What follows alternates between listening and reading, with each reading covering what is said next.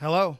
Well, that's it. We did it. Congratulations. We have somehow taken yet another trip around the sun. It was touch and go there for a moment, but 2026 arrived just on time, as it was supposed to. And with that will come a whole new batch of movies. But before we start to look forward to those, let's go ahead and take a moment to reminisce on all the movies that were. Gaming Cookie Guy Entertainment. And in terms of movies, at least, 2025 was a good year. I logged a new personal high of over 250 movies, and over 100 of those were newly released in 2025 and eligible for this video. And of those 2025 releases, I will be talking about, at least in some capacity, 50 of them. So that means that basically half of all the movies I watched this year were exceptional in at least some way. And there are plenty of others that just missed the cut. So yeah, pretty good year in movies. As a reminder for my criteria for what can make this list, it is simply anything that was widely released or widely made available in the United States in the calendar year. I don't care if it was eligible for last year or this year's Oscars. If I wasn't able to see it, it doesn't matter. So don't expect to see a movie like Bradley Cooper's Is This Thing On, because it doesn't get a wide release until January 2026, and it's not showing anywhere near me. Unfortunately, it is a movie I am looking forward to. All that being said, I don't want to drag out this video any longer than I am worried it is going to be. So let's go ahead and get into it. Please keep an ear out for any of your favorite movies of the year, or please keep an open mind for something that maybe you've never heard of that you might want to check out later. And if you don't hear any of your favorites mentioned, please drop them in the comments and know that you're probably right and I'm probably wrong. And so here we go. As always, we are kicking off the categories with my favorite performance by an actress in a supporting role. And we're going to start with a couple honorable mentions to performances that just missed the cut. Those being Odessa Zion in Marty Supreme, Felicity Jones in The Brutalist, and Sarah J. Bartholomew in Two Sleepy People. First up, first nominee of the video is going to be Chase Infinity in One Battle After Another. Now, I thought this performance was really great during the movie while I was thinking about it afterwards, but I have to admit, I kind of missed the boat and then later jumped on the hype train after I saw people, talking about it, dissecting it, praising it online. The way she is able to go into these scenes as a relatively newcomer actor to the scene and go up against these titans, Sean Penn, Leo DiCaprio, Benicio del Toro, match up with all of them and absolutely hold her ground. And so, yeah, once I heard people talk about these things and I thought about it more myself, I realized I made a major mistake by not including her in my initial draft of this list. But that's not to take anything away from her performance. If anything, I am thankful to the internet for shining a light on something I initially overlooked. My next nominee, my second nominee of the entire video, is Jamie Lee Curtis in Freakier Friday. And I know, I have bona fide acting perfection in Felicity Jones in The Brutalist sitting on the bench while I look into your eyes and tell you that I nominate Jamie Lee Curtis in Freakier Friday. If I have lost all credibility in your eyes, I understand. And that's fine. It's better now at the beginning of the video that yes, this is not a subjective or objective truth you're going to find by watching this. This really is a list of my favorite performances. But if you're still hanging with me, and if you haven't seen Freakier Friday yet, I challenge you to watch it and not think that Jamie Lee Curtis steals every single scene that she is in. She is absolutely nailing it in this movie, and she delivered what was easily the joke that made me laugh the hardest in theaters all year. And if that doesn't earn a place on my list, I don't know what else does. My next nominee is going to be Naomi Ackie in Sorry Baby. I actually had this actress in my list of nominees all the way back since her performance in Mickey 17. But as the year went on, that got bumped off my list, and she only found herself back on here for her stellar work in Sorry Baby. In this movie, Ackie plays a tried and true role, something we've seen 100 times before. She is the supportive friend to the protagonist. But it is a testament to how much humanity she brings to the role, to her amazing chemistry with the rest of the cast, namely her co-star Victor, that she goes from being like this stereotypical character we've seen a dozen times to being like a real person that we care about. My penultimate, love that word, my penultimate nominee in this category is Alicia Vikander in The Assessment. The Assessment was such like a strange fever dream of a movie. I don't really see anyone talking about it, so it really does feel like this singular experience that I had one random day. But Alicia Vikander really steals the whole movie to the point where, like, I could argue that she is a co-lead with Elizabeth Olsen, but by the end of the movie, I think it's pretty clear that this is Olsen's story, and Vikander just happens to be like a major life-altering force in it. It's one of those roles that just gives an actor so much to do. Like it's a role within a role within a role. Like Vikander's playing the test proctor who's also playing a child, but it goes so much deeper than that even by the end of the movie, so that by rewatch you just have so much to pick up on. I don't know. I feel like I'm rambling and not explaining this movie very well. So you kind of just have to see it for it to be understood.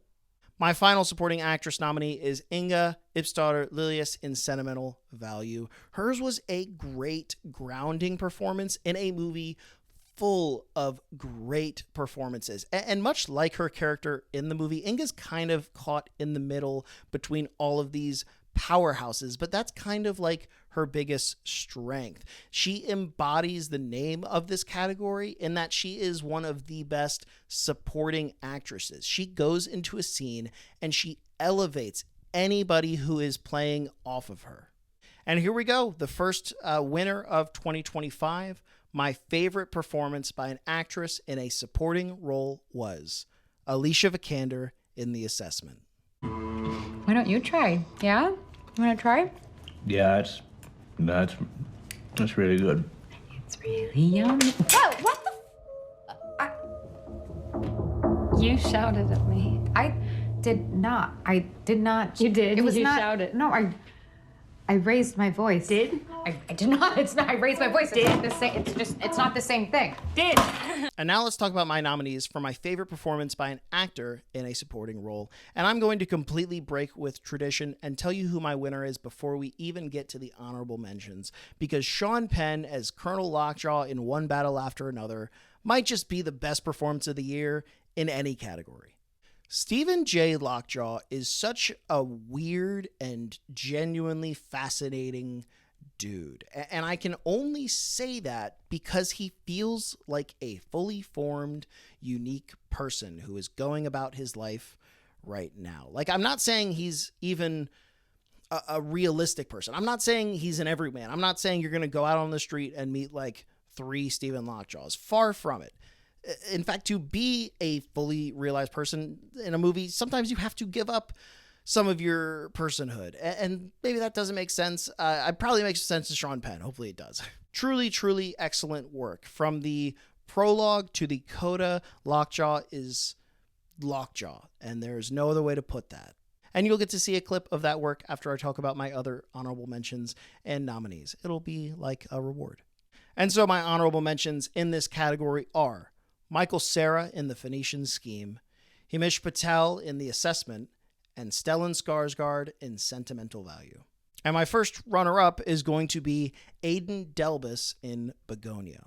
Now, even though the gap between my number 1 pick and my number 2 pick may be relatively large, every other actor I have mentioned and am going to mention did really outstanding work, and it was really close for me. And Aidan Delbus was one that I was on the fence with. It was actually between him and Skarsgård for that very last slot. And ultimately, what it came down to me was who left a more lasting impression. And when I framed the question like that, the answer was clearly Delbus. His performance as Don, the cousin of the plot's mastermind, Teddy, felt so honest and believable. And I'm not saying necessarily whether I'm for or against only people on the spectrum playing characters with autism, but I'm very glad that that is the decision that was made here, because otherwise I feel like Delbus might not have been given this opportunity to flex his acting chops, and I think the movie would be so much worse without him. My next nominee is Guy Pearce in The Brutalist, and I sometimes feel like I shouldn't, or at least don't need to sing the praises of The Brutalist, considering it was very much at the center of awards coverage last year. But then again, maybe by now you have all forgotten just how good the performances were in this movie. And that certainly includes Guy Pearce as Harrison Lee Van Buren, the wealthy benefactor of our protagonist, whose relationship with our protagonist is key to understanding the themes of this movie and key to understanding the themes of society in general. And if that sounds lofty, it's because it is. But Pierce absolutely pulls it off in what I think is a career best from him. Next, I would like to talk about Tim Key in The Ballad of Wallace Island. And if your response to that is who from what, then for the next minute, I mainly want to talk to you, because this was absolutely one of my favorite movies of the year, and the more attention I can bring to it, the better. Key plays Charles Heath, one of the sole residents of the remote Wallace Island, and the best way for me to describe him is kind of like a character off of The Office. Like, he is unrealistic, he's almost annoying and unlikable in his sincerity and how badly he wants to achieve his goal in this movie. Which, yes, is a great source of comedy to pull from in this movie, and they go back to that well a ton, and it almost always works. But towing that line is not always that easy, because we need that conflict while we ultimately always need to stay on Charles's side. And kind of like I was saying with Jamie Lee Curtis before, comedic roles can sometimes be looked down on or cast aside in these big end-of-year retrospective things. So I wanted to make sure Tim Key and the work he did in this movie got its due. And finally, my last nominee for supporting actor is going to be Nicholas Hoult in James Gunn's Superman. Holt's Lex Luthor taught me that I am not hating up to my full potential. No, but seriously, I love this performance so much. Like, there is a lot to like about this year's Superman movie, in my opinion, but immediately this iteration of Lex became an all-timer for me. So much that I made him my banner for all of my fantasy football teams this year. His tenacity and his singular drive towards eradicating Superman was intoxicating, and I really hope that doesn't make me sound like a white supremacist, because I think the movie is going for the opposite. At least I really hope so. I don't know, if things come out about James Gunn and Nicholas Hoult later, I'm going to feel really silly. But it is through that buildup of this hatred and this vile. It's those big ideas that actually make the man behind the ideas feel even smaller. And it is such a joy to watch him be taken down at the end. And now, as promised, a little clip from our winner, Sean Penn, in One Battle After Another. What would you say to someone who believes that you have been soft in your duty to racial purification? I would say they are a liar who has no business in society, or on the planet for that matter. Do you presently live with a spouse? No, sir. Have you ever consulted with a mental health professional? No, sir. Have you ever had any bills or debts turned over to a collection agency? Well, I did purchase a jet ski. It was an evolution of the old Hummingbird Whisperdo 238 called the Dynamite Dolphin 335. It was defective. I abstained from payment. I'd do it again. I have no regrets. Okay. And now it's time to talk about my nominees and winners in the technical categories. Now, for these categories, I'm not going to do like a full breakdown on every nominee for the sake of this video's runtime, but please do still check out these movies. And if you do want to know any more of my thoughts on them, please ask me in the comments. I will happily send you paragraphs of text. The first of these categories is one I call my favorite visuals. Now, annual reminder that I know next to nothing about composition or cinematography, so I am strictly going off of what I think looks dope on screen, be it individual shots, sequences, choreography, sets, costumes. Basically, if it flashes in front of my eyes and I think it looks good, it is eligible for this list. Here are my honorable mentions for favorite visuals. The Brutalist, cinematographer Lowell Crawley. Train Dreams, cinematographer Adolfo Veloso. And Hamnet, cinematographer Lucas Zal.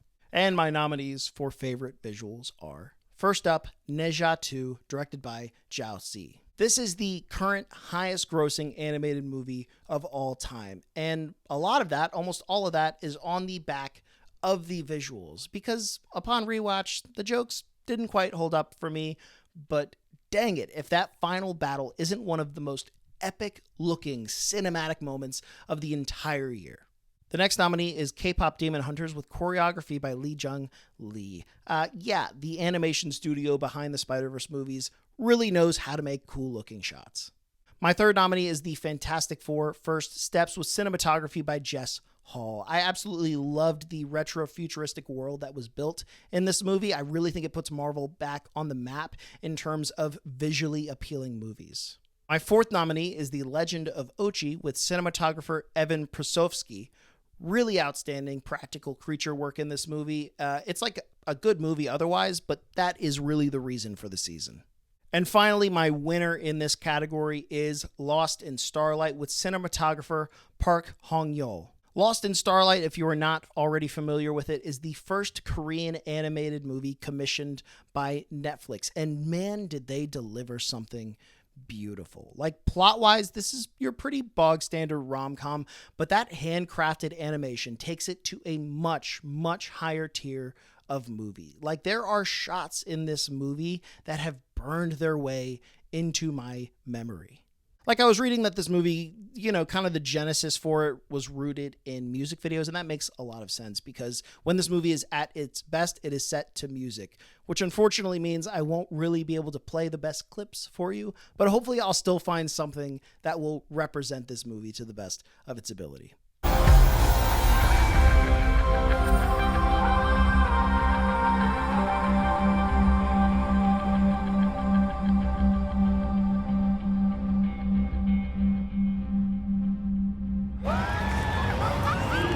저기,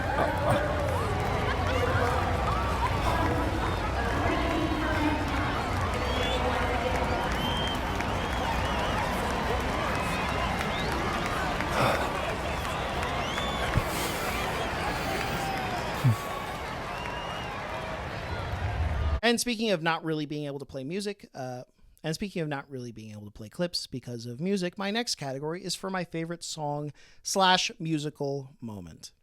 Rules for this category, I am only allowing one song per movie to be nominated, but that song does not have to be wholly original for the movie. It just has to be an original rendition, and bonus points for how the song is integrated and what it means to the plot.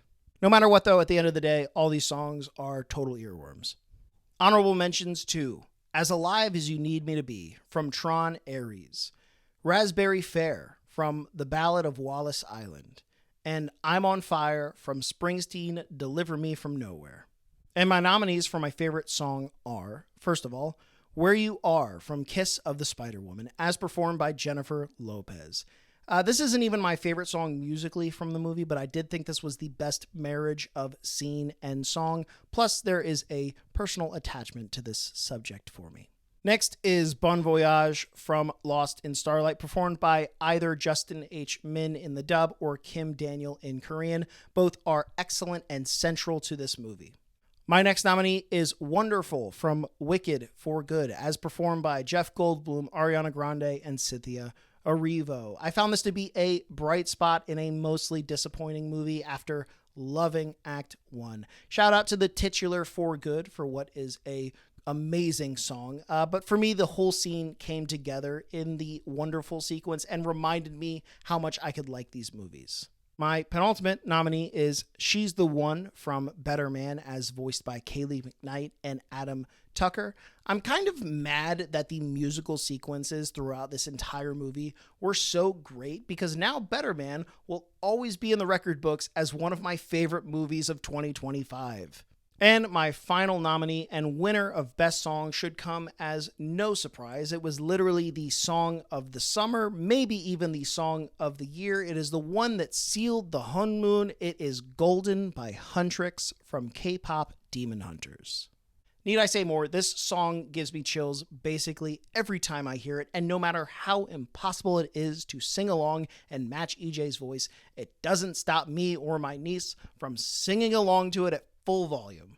My next category is for my favorite writing, meaning that these are movies that either impressed me with their unique story that they had to tell or impressed me with how they crafted their dialogue. And in many cases, it is the blend of both of those things that gets a movie onto this particular list.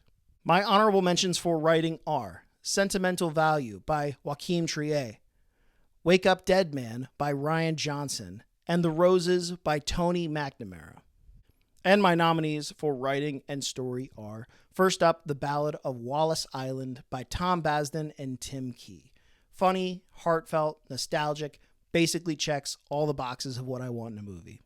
The next nominee up is The Assessment by Nell Garfath Cox, John Donnelly, and Dave Thomas. Possibly the most unique movie of the year in terms of the story it told and the world it built, which I really appreciate. I love being shown something new. Next is Two Sleepy People by Baron Ryan and Caroline Grossman. I've been following Baron Ryan since at least 2021 on TikTok and have always loved his output there, especially his writing. I feel like that's what he has always had as his strength. So it was incredible to see him translate these skills he has been building up to and making a feature-length movie. It had a pretty limited theatrical run, so if you did miss it, which is likely, try and seek it out and give it a watch. Next is The Phoenician Scheme by Wes Anderson. Next up is The Phoenician Scheme by Wes Anderson, probably my single most quoted movie of the year. Myself, I feel very safe. And finally, my winner in this category for writing is Sorry Baby by Ava Victor. This is a really good movie about a really heavy subject matter, but it doesn't let that overwhelm you. It is so smartly constructed in the non-linear way that it gives you all the information you need when you need it. The good sandwich scene and the closing scene are probably two of the best written scenes I have seen all year, and they come in the same movie. So yes, this is my winner. It is a well-deserved one at that. And also, it's very funny. Like, it's kind of like a laugh at a funeral kind of funny. And then sometimes I feel bad when I think about it, because I remember moments of it. And I can feel in my body that it was really bad. But then sometimes I don't think about it, which is weird. And I feel guilty when I don't think about it. Did it just happen? Is that what you were huffing and puffing? No. It was a little over 3 years ago. Well, that's not that much time. I mean, it's a lot of time, but it's not that much time, too.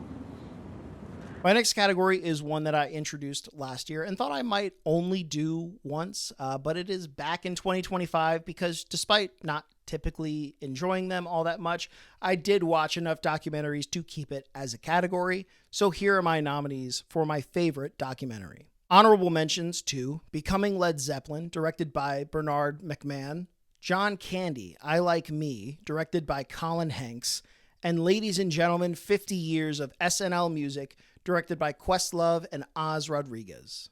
And my first nominee is The New Yorker at 100, directed by Marshall Curry. It does do the thing that I hate most about documentary, and it just glazes its subject more than it teaches me about it. But this one gets a pass because The New Yorker is just that cool. Next up is Disney's Living Characters, A Broken Promise, directed by Kevin Perjurer. And if you think this shouldn't count as a documentary just because it was made for YouTube, then you're part of the problem. Kevin Perjurer is a great documentarian, and you would know that if you watched any of his work, which I recommend. The next nominee is Megadoc, directed by Mike Figgis, a behind-the-scenes documentary about Francis Ford Coppola's Megalopolis, which is a great companion piece to the movie itself, where you can see everyone in real time kind of realize what a terrible, weird mistake they have made by joining this movie. And yet it makes me appreciate Megalopolis all the more. My fourth nominee is Grand Theft Hamlet, directed by Sam Crane and Penny Grills, a great time capsule of the way things were like for creative people during the COVID lockdown as a group of theater nerds seek to forge ahead and create a stage adaptation of Hamlet within GTA Online. And finally, my favorite documentary of 2025 was Not Just a Goof, directed by Christopher Ninnis and Eric Kimmelton. This is a documentary about the making of and the legacy of 1995's A Goofy Movie. A movie I have certainly seen and a movie I liked, but a movie I never really gave a second thought to since growing up. But this documentary's passion for it did what I assume the goals of the documentarians were. It made me reevaluate my relationship with A Goofy Movie, and now I can see it the way that they see it. And I think that's what a great documentary can do. It can shine a light on something that you'd really never thought to look twice at before. I get 4 panels in, and he goes, hang on a second. Is this how this whole thing's going to be? And I'm like, what do you mean? Is it all going to be gags? And I said, well, and Gary Kreisel, who was the president of the division, he jumps in there, and he goes, yeah, well, this was some goofy syndrome, and he cuts him off. Says, no, I don't want to see this. Anybody can do this. I don't need to see this. Because I want to see the heart. I want to see the heart. so I'm standing there. Now, I didn't realize it because I'm showing the boards, but he had scanned that entire board in the time it took me to do those 4 panels. So he saw where that was going, and he was like, no. So I was dismissed. I almost killed the Goofy Movie. And now the last of the categories that I will be doing in this more abridged format will be a new one for my video. It is my favorite ensemble cast, and I will be crediting the casting directors for this category. I wanted to include this category because there are so many movies that don't have the quote-unquote star power of like a couple key performances, but instead just have incredibly solid work by all of the actors in the movie. We'll see. Maybe I keep this category for next year. But for now, here are my favorites of 2025. And my honorable mentions are the cast of Black Bag, The Life of Chuck, and September 5. And my nominees are Wake Up Dead Man with casting directors Brett Howe and Mary Verneau. The Benoit Blanc mysteries have always had great casts, but I think this one might top them all. I mean, you can argue that Benoit Blanc isn't even like the main protagonist of this one, and yet it's still great. That's how you know you've built a stellar cast. Next is Caught Stealing with casting directors Benjamin Bermudez and Mary Verneau. Hey, back-to-back Mary Verneau. Good on her. This features a central Austin Butler performance as he bumps into many dwellers of the city and its underworld, featuring appearances by Liev Schreiber, Zoe Kravitz, Regina King, Matt Smith, Vincent D'Onofrio, and many more. Now, each character brings its own unique obstacles for Butler to bump up against. It's a lot of fun. Next is K-pop Demon Hunters with casting director Libby Thomas Dickey. Between the acting talent of the Saja Boys and Huntrix members, there is already a big cast of great characters, but then you factor in all of the singing talent for those same characters was done by another group. In many ways, this is the movie this category was made for, to recognize the talent of all of those individuals. My next nominee should come as no surprise. It is The Phoenician Scheme with casting director Douglas Abel. The Wes Anderson stable of actors grows to a borderline comedic and unsustainable level, and in a lot of ways, I'm here for it. And finally, my winner for this category, and the movie that above all others made me want to include this as a category in the first place, is Ephus with casting director and director Carson Lund. This movie stars basically nobody. Like, it has plenty of people in it, but not a single star was in the cast. Nobody rises up above another. There's no breakout. There is no cameo. There's no one that's going to make you do the Leonardo DiCaprio meme and point at the screen and go, I know that guy. This movie is just 2 full teams of dudes that come together to make one team of an incredible cast where each person has their role to play and their position to fill. It feels like I'm describing real baseball teams because that is how this movie makes you feel. It's just a group of real people coming together to play some real ball, and genuinely it is a beautiful thing to see, and it is great work by everybody involved. You know, that might have been the last time the kid saw the old man come to the plate. They're so young, they won't even remember this. They're 10 and 12. Then they'll probably love that you struck out. It's funny. Not to me.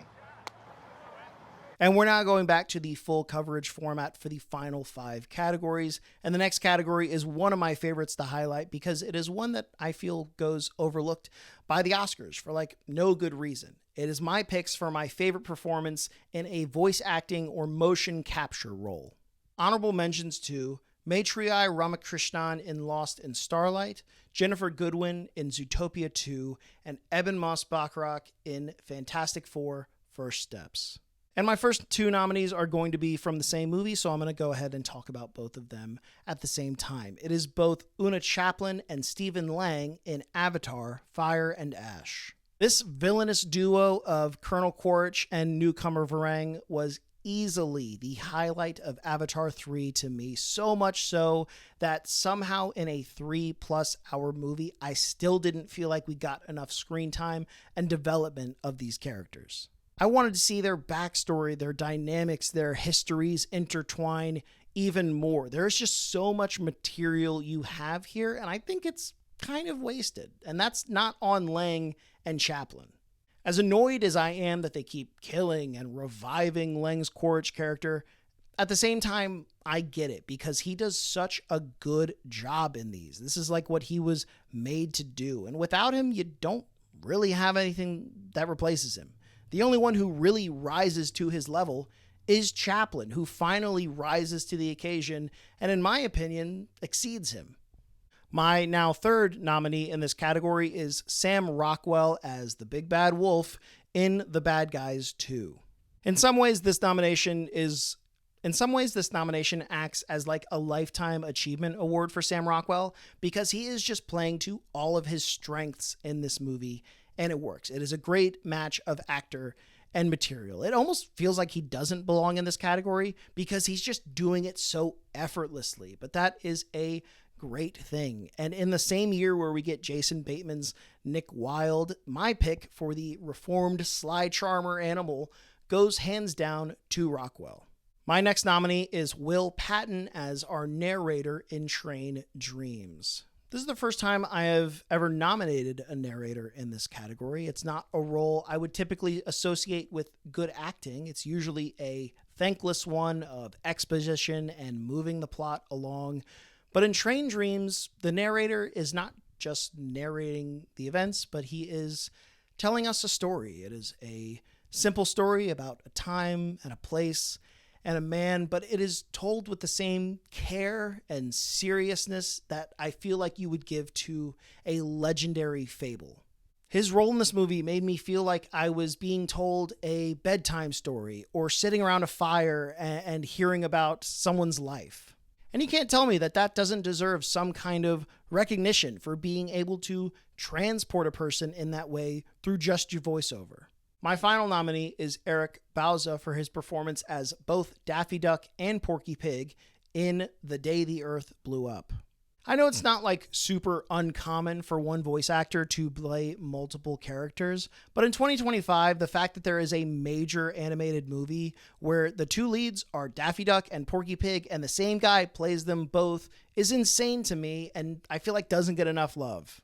And they're not even like the same voice or the same character. In fact, that's where a lot of the comedy in this movie comes from, is how different they are, and yet they play off of each other so well, and that's one guy.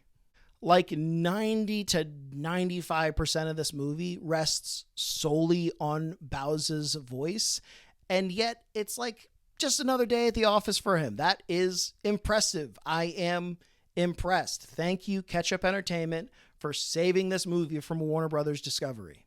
And now for my winner. My favorite performance in a voice acting or motion capture role in 2025 was Una Chaplin in Avatar: Fire and Ash.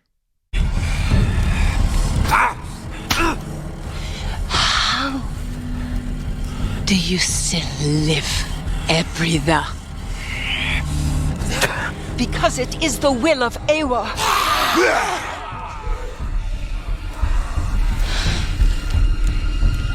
Ewa? Yes. If I cut now, do you think Ewa will come to save him?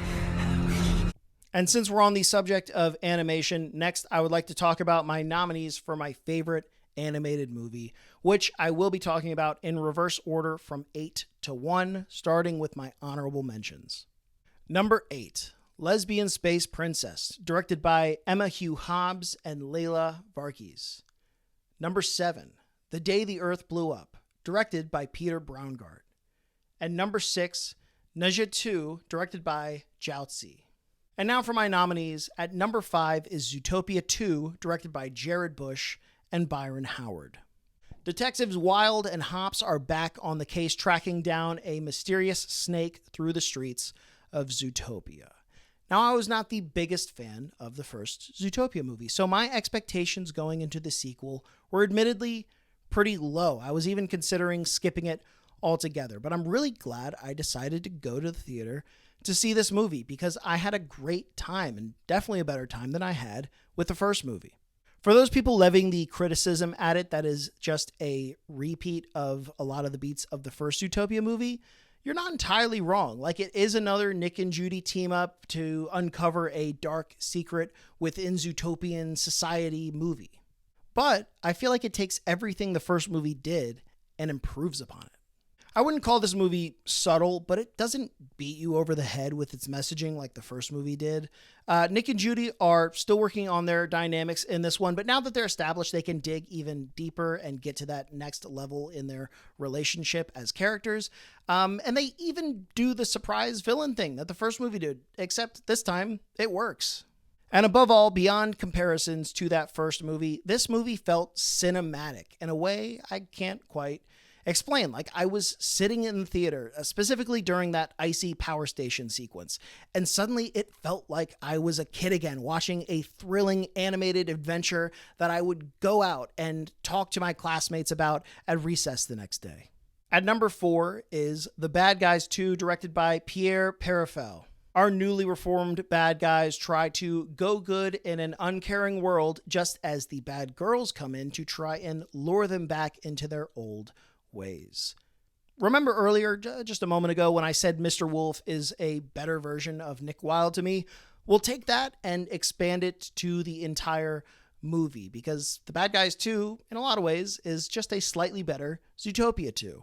I'll call it a wash in the story department, but Bad Guys 2 boasts a better cast of animal characters and way more dynamic animation. Like, DreamWorks and Sony have been eating Disney's lunch when it comes to just swagger and style.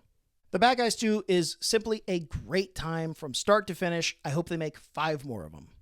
And speaking of Sony animation, at number 3 is K-Pop Demon Hunters, directed by Chris Appelhans and Maggie Kang.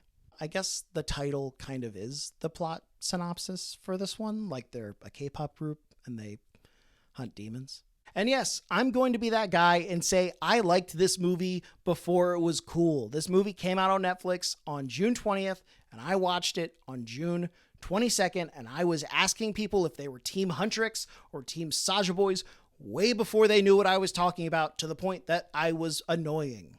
This movie has everything you could ever want. It has sick action, gorgeous animation, good relationship dynamics and drama, and absolutely a dynamite soundtrack where the weakest song is somehow like the climactic romantic duet. And that's still a good song. Right from go, like right from the first notes of how it's done, this movie never stops just being awesome. The only part of this movie that was kind of holding it back for me were all of the things that were left out of it, like left out of this world and these characters. I feel like more could have been added to them. But now that it has become a sensation and is almost guaranteed to get a sequel, I'm less worried about that because they will have plenty of material to work with in the sequel, prequel, whatever they want to do, I'll be there for it. But wait, that was number 3. How is it possible that there are 2 movies above K-Pop Demon Hunters? Well, at number 2 is a movie you may have forgot even came out this year because it dropped on Netflix all the way back on January 3rd. It is Wallace and Gromit, Vengeance Most Foul. Feathers McGraw is back and is trying to turn Wallace's inventions against the duo, and hijinks ensue.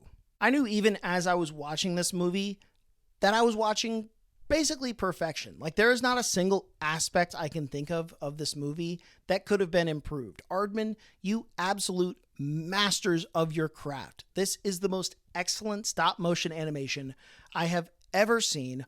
All of the jokes land. You have your own unique sense of visual style. You have your own sense of visual humor. Like, you did it. Congratulations. Take a bow. You made a legacy sequel to an absolutely beloved piece of media, The Wrong Trousers, and you didn't mess it up. In fact, you nailed it. And yet, there is still one animated movie that somehow exceeded perfection. And if you've been paying attention, you might be able to guess what it is. My favorite animated movie of 2025, and one of my favorite movies in general, is Lost in Starlight, directed by Han Ji-won. In the year 2050, an aspiring astronaut, Nan Young, falls for an aspiring musician, Jay. Unlike Vengeance Most Foul, I don't think Lost in Starlight is a perfect movie. As I mentioned earlier, I kind of think it's your standard rom-com. But through this movie's sound and light, it makes magic in front of your eyes. And suddenly you are feeling everything at once. I said this during my video back in July, but I will repeat it here. I threw on this movie on a random evening just so I had something to watch while I ate my dinner. And slowly, as this movie developed, I put down my fork, I sat back, and I started paying attention.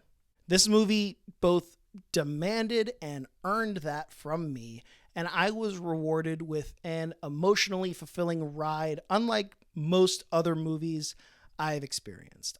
I'm not a massive rewatcher of movies because I feel like there's always something new I have to see, and if I'm spending time rewatching something, that's time I'm taking away from something new I could experience. But I just had to rewatch this. I had to know if it was just a fluke that first time, and I'm happy to report it made me feel all of those same things all over again. It worked twice.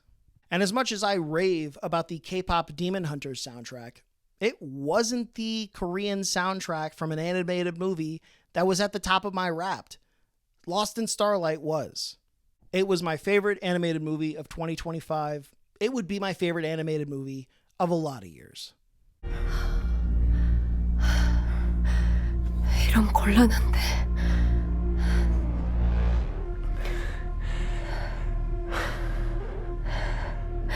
뭐가?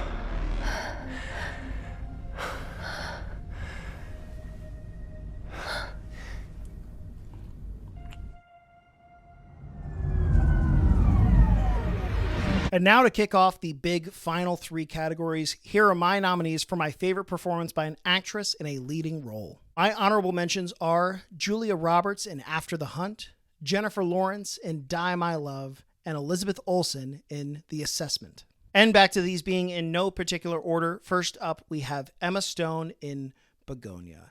If there is ever a year in which Emma Stone stars in a movie and it doesn't make it into my end of the year video, then something has gone horribly wrong with me, because I promise you there will be nothing wrong with Emma Stone's performance. Begonia is just the latest Yorgos Lanthimos x Emma Stone collab in which they just get to flex on us how good they are at these.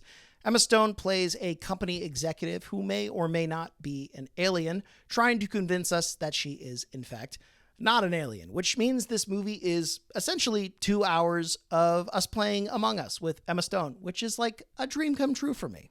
My second nominee is Renate Reinsve in Sentimental Value. I thought Reinsve was great a couple years ago in The Worst Person in the World, but unfortunately I saw that movie too late for her to be considered in the video for that year. But this is by no means a pity makeup nomination, because I think she was even better here than she was then. Here she plays Nora, a stage actress and the daughter of a famous director who really wants her to star in his semi-autobiographical new film. All the characters in this movie are important and have their moments to shine, but Ryan's character really is the centerpiece of this movie, and despite there being great performances all around her, it feels like she's doing laps around everybody. Like, there's one scene that comes to mind specifically with her and Elle Fanning in the movie, and Elle Fanning is great. I have liked her in so many movies. I liked her in Sentimental Value, but as soon as she stepped on the screen with her, it felt like putting a G-leaguer up against Jokic. Like, it's just a different caliber of performance. My third nominee this year is Ava Victor in Sorry, Baby. In this movie, they play Agnes, and we get to watch as Agnes deals with a personal tragedy over the course of a couple years in her life. As I mentioned in the writing section, this story is told in a non-linear manner. So we start with one version of Agnes, and as the story is revealed, we get to flash back, and we get to flash forward to slightly different versions of Agnes in different places of their journey, and Victor plays them all really well. Like, obviously they are all the same person, but they're also distinct enough just by the performance so we can tell where she is. For the most part, it is really subtle work. Like, if I showed you a clip out of context, you might even think it comes off kind of flat and unremarkable, but over the course of the entire movie, this body of work, this mosaic comes together to make a really affecting entire piece. My next nominee is my most recent addition to this particular list. It is Jessie Buckley in Chloe Zhao's Hamnet. She is the wife of William Shakespeare, and the movie plays out their relationship before and in the wake of losing their son, Hamnet. I have been a big fan of Buckley's ever since I saw her in 2020's I'm Thinking of Ending Things, and so I am thrilled for all the great buzz this movie is generating for her, because it is a well-deserved win for the entire body of work she has done and on an individual movie level. Now, you might expect any movie related to William Shakespeare to put him in the center as the main character. At least that's what I was expecting going in. But from the beginning, it is clear that this is Anya's story, and the bard is just a part of it, a character in the play of her life. And that puts a lot of emotional responsibility on Buckley, but she shoulders it brilliantly in this heartbreaking performance. Stone, Rhines, Victor, Buckley, these are all really excellent, heavy-hitting, dramatic performances. Like, genuinely, these are all all-time greats, and they all came out in the same year. So who gets to sit at the table? Who gets to join this group of titans in 2025 and be seen as an equal? Well, it's from a Marvel movie. My fifth nominee for leading actress is Florence Pugh from Thunderbolts, aka The New Avengers. In this movie, Florence is back as Yelena, a secret agent who is going through a down period where she is trying to find meaning in her life in the wake of her sister's death. You know, when I'm doing all these lists at the end of the year and I'm considering and weighing all the options, I will go one by one through the list of all the performances I have seen. And sometimes if I'm on the fence about one or I need a refresher, I'll watch some clips from the movie, and those clips can truly make or break it for me. That can be the deciding factor between something that makes the list and doesn't. It's not the fairest thing to do because, like I said in the case of Ava Victor, sometimes clips don't do a great job at showing us the full picture. Clips are, after all, the highlights. So maybe the entire movie, maybe the whole of Thunderbolts wasn't on the same level as some of these others that I have nominated, but the peaks were there and then some. And specifically, I'm talking about the scenes you're probably already thinking of if you've seen the movie.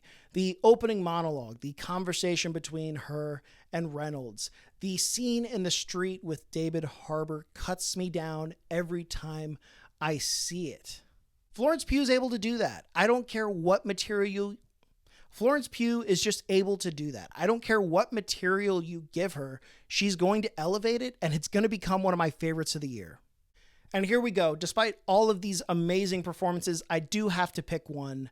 My favorite performance by an actress in a leading role was Ava Victor in Sorry, Baby. Hey. Is this all for you today? Yes, thank you.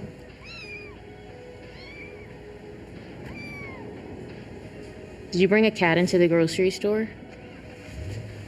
No. Yes, you did. What did you say? You're lying. No, I'm not.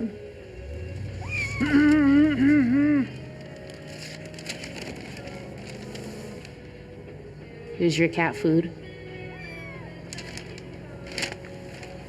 And that brings me to my nominees for my favorite performance by an actor in a leading role. My honorable mentions are Paul Mescal in Hamnet, Joaquin Phoenix in Eddington, and Leonardo DiCaprio in One Battle After Another. My first nominee is Ethan Hawke in Blue Moon. Hawke plays real-life lyricist Lorenz Larry Hart, set in a bar on the opening night of Oklahoma. This is the first musical that sees his longtime professional partner work with someone else to great acclaim. This movie is almost an hour, 40 minutes straight of Hawke just talking, kind of like I'm doing now.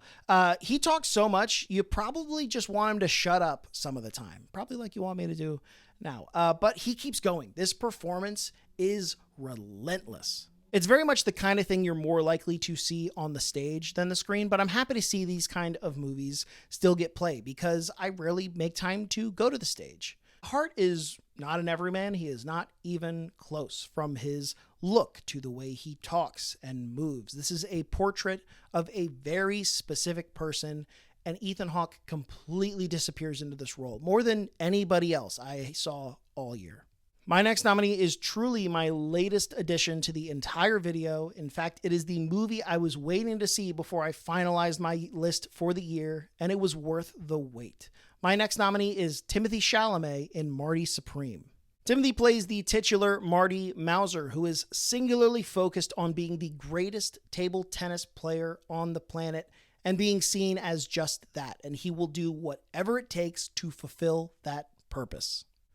This is the first time this kind of Safdie style of anxiety-inducing film really worked for me, and I can attribute a lot of that to Chalamet for making me feel the drive and desperation that makes a man make insane decisions when most others would just give up. You know, Marty and Timothy are similar in some ways. They both talk a big game on how skilled they are in their fields, to the point that they've garnered some backlash and people kind of hope for their downfall.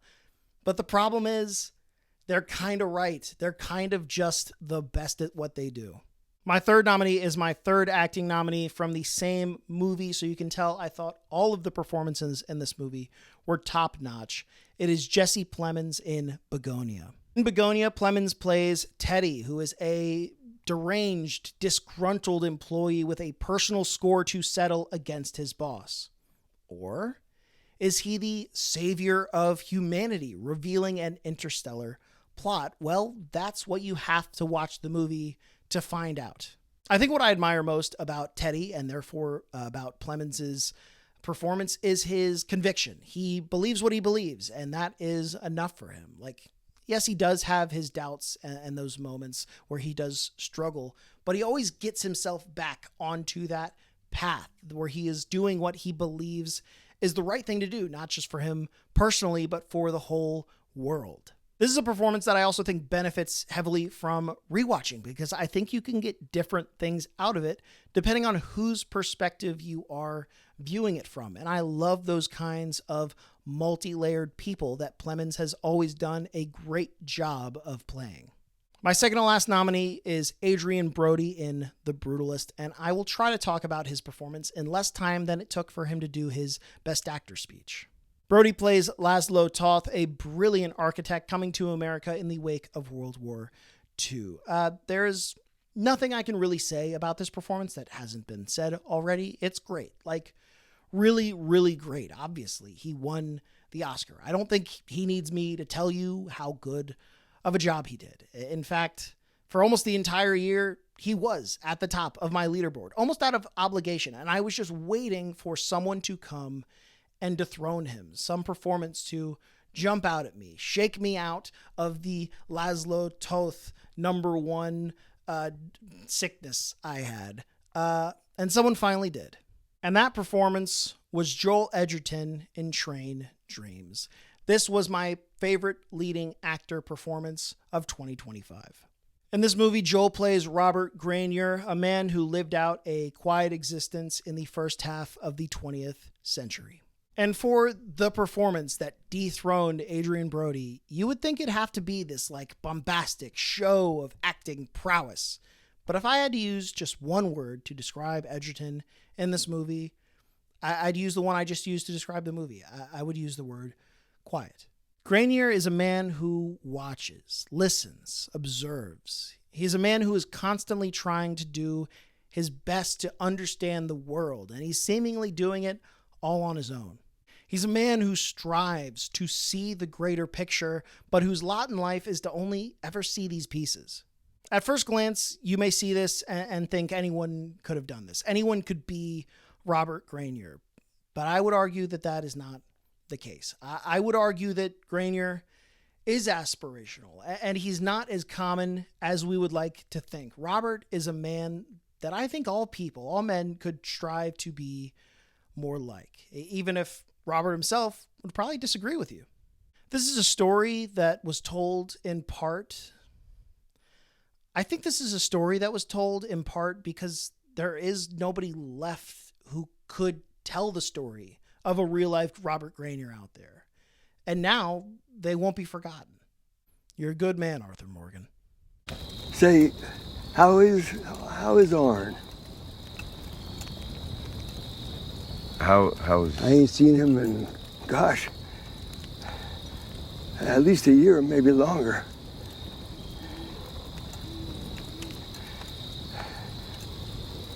Yeah. No. Yeah. I ain't seen him either. Ain't that how it goes? Let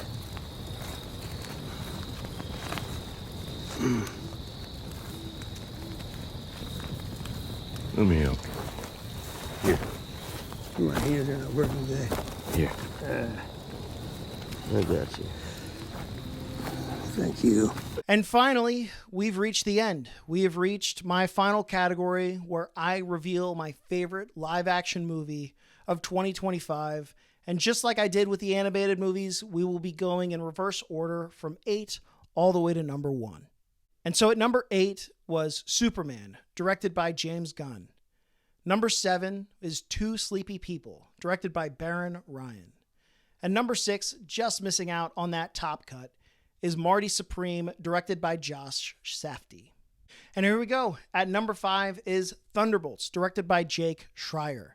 This movie features less than heroic characters from the course of the Marvel Cinematic Universe coming together to become more than the sum of their parts. I know it probably sounded like I was dogging on this movie earlier, but now, as you can tell, I liked Thunderbolts quite a lot. I even confirmed that with a rewatch. I love my depressed Avengers, and it reminded me what a Marvel movie could be at its best, which usually involves a flawed person trying their absolute best. And that is basically all Thunderbolts is. This is not your typical Marvel slop. I mean, sometimes it is. But for the most part, you can really tell that all the people involved with making this had something in mind, and they went for it. They delivered on it. You already know I was a fan of Florence Pugh in this movie, but special shout out to David Harbour and Lewis Pullman as this movie's villain. Although, after watching the movie, feels a little wrong to call him a villain. Unfortunately, it did not set the box office on fire, so there is a decent chance we won't be seeing too much of this team, at least not played in this way. But if this is the only movie like Thunderbolts we'll ever get from the MCU, I'm still thankful we at least got this one. At number 4 on the year is EFIS, directed by Carson Lund. EFIS is about a group of rec league baseball players who get together for one last baseball game before their field is torn down. But also, it's not about that. Like, there's not some side plot like you'd expect that involves some scheme to save the ball field. There's not a big fight over the character that assisted in the ball field's closure. This movie isn't really about anything in the same way that life isn't really about anything. But you can choose to watch this movie and make it about anything you want. You can watch this and make it about community, masculinity, morality, capitalism, Or you might watch it and just be bored out of your mind. Like you're probably going to take from this movie whatever you bring into it. And for me, what I took from it was a deeply rooted sense of nostalgia. In this movie, some of the characters know that this is probably the last time that they're going to get to play some baseball, and they're grappling with that. And they do it just like the way real people do, not through big monologues, but through jokes, through the small comments, through glances.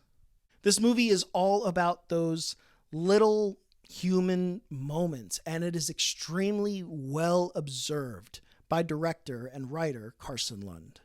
At number 3 is another movie that excels in taking in and relishing in the small details of a life well lived. It is Train Dreams, directed by Clint Bentley. As I said just before, this movie is an account of the life of Robert Grenier. I know if I tried to describe this movie any further, I would fail, because there is nothing I can say that would do this movie justice or convince anybody who is not already convinced to watch it, because this isn't some story that will have you on the edge of your seat. It won't entice the ears. So instead, I will simply make this plea. If you want to watch a movie that can break your heart and can restore some amount of faith in humanity, watch Train Dreams, because I don't think you'll be disappointed. It is a beautiful film. It really moved me. It really touched me. And I think it could do the same for you if that's something you are interested in. At number 2 is The Ballad of Wallace Island, directed by James Griffiths. In this movie, washed-up musician Herb McGuire is lured to the remote Wallace Island by millionaire Charles Heath to play an exclusive show. What Herb doesn't know is that Charles has also invited his longtime collaborator and ex, Nell Mortimer, to perform one last show together. In July, when I made my mid-year video, I actually had EFIS above Wallace Island, but as the year has gone on, I've thought more about this movie, and the more I am convinced that this movie was made like specifically for me. On the surface, this is a very funny movie. Like if you're just after some good laughs, this movie is absolutely worth your time. But on a deeper level, this movie is about the passage of time. It's about regrets. It's about missing a place and time and the people we spent the time in the places with. But this movie doesn't wallow in that void as some movies would. It takes you by the hand and it takes you to those places and lets you feel those emotions. But then it does the courtesy of showing you the way out and completing the journey. Everybody in this movie is an absolute delight, even when they're not. And the music of Mortimer and McGuire is genuinely great. I can see why Charlie wanted to reunite them so badly. In my life, I feel like I actually have a group very similar to Mortimer and McGuire who broke up. And if I had $1 million, I can think of so many worse ways to spend that money than to bring them back together and to relive those moments that I spent listening to them.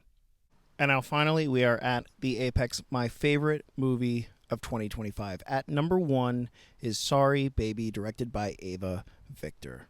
So as you might imagine, I love going to the movie theater. I watched probably close to 70 movies in the theater over the past year, which, if you're terrible at math, means I watched at least 5 movies every week in a movie theater. But it does mean that, basically every week I would check my local theater listings. I would see what's new. I would look into it. And for the most part, I would go and see it. Now, one week in late July, I checked the theater and a new movie was playing called Sorry Baby. And it looked interesting, but to be honest, it didn't look like that interesting. But I was still planning on seeing it until I didn't. I don't remember why. It was late July, something came up. There was plenty of other movies coming out to watch, a lot of the summer blockbusters. This could have just been lost in the shuffle. And sometimes that's just the end of the story. I miss a movie in theaters, and sometimes I don't feel the need to track it down later. Or maybe I don't even see that it comes out on streaming later. And if I do watch it on streaming, I might have a worse experience because I'll be far more tempted to get on my phone or be otherwise distracted while the movie is playing. And that, above all, is the kiss of death to a movie: distraction.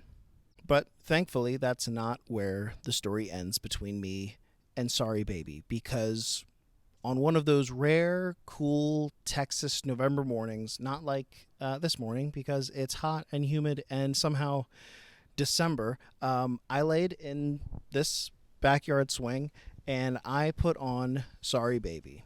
And everything just felt perfect.